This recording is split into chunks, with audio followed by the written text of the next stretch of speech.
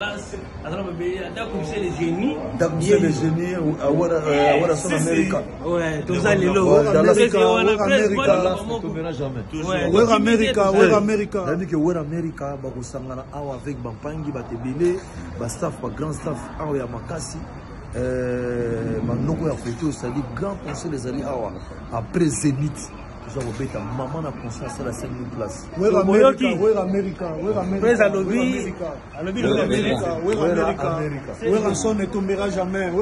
Alex Ntima, ok boss nenga lobby. Wera America.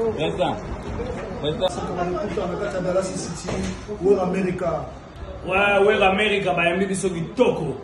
Basomeli biso bilamba, bapesi ba mbongo, basali makambu benza tuka Wera America. Merci. Moni benake bino bo simbi bena bende l'Amérique.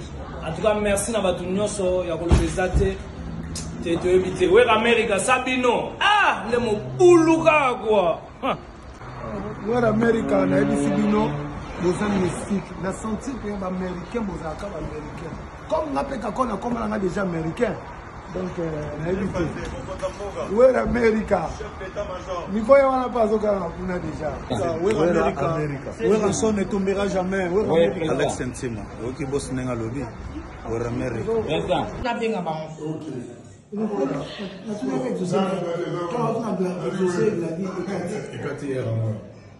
Coach.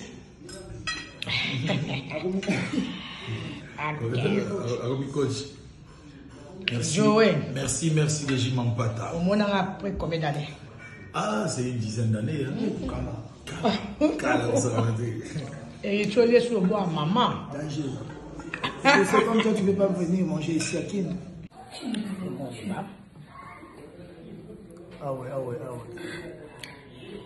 Maman avec Madère. Ouais. Mère belé. Ceux qui n'ont pas sur sa terre, donc la katika pour il faut travailler de nuit. On se foutit déjà pas de là. On va travailler de nuit. Hello, salut à tout le monde. Donc c'est Odile Manzaka, moi Sinzambe. Samedi, suivez-moi en direct chez Alex Ntima à Washington. 16h de Kinshasa, 17h de Paris, 9h de Washington. Bafan nanga nyonso ya Odile Manzaka et bafan na wenge musique à maison mère. Nalandi nyo ba question nyonso botindela Alex Ntima pour Odile Manzaka par rapport à Makamba Zénith de Paris. Maintenant ngamoko na koleka samedi et pas Alex Ntima ba air on a pesi bino pour na expliquer bino. Normalement, réellement, si je vais être là, donc laissez Alex Ntima calmement. Je serai là avec vous. Bon, c'est ma question. Allez, bisous à tout le monde. Merci. D'accompagner les génies. D'accompagner les génies à son Américain. Ouais, tout ça, les lots. Wera America.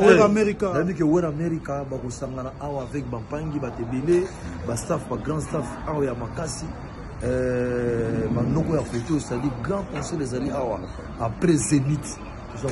Maman a conscience à la 5 000 places. Wera America. Wera son ne tombera jamais. Alex Ntima, ok boss nenga lobby. Wera America.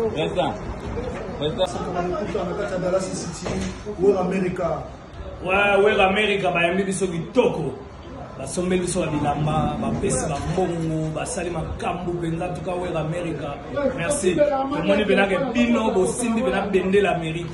En tout cas merci na batu nyonso ya kolobeza te evite. Wera America sabino. Ah, le mo buluka quoi.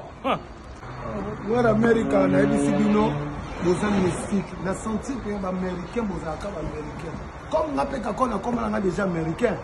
Donc, Wera America. Nico Yawana Pazoka, on a déjà. Wera America. Wera son ne tombera jamais. Alex Ntima, ok boss nenga lobby. Wera America.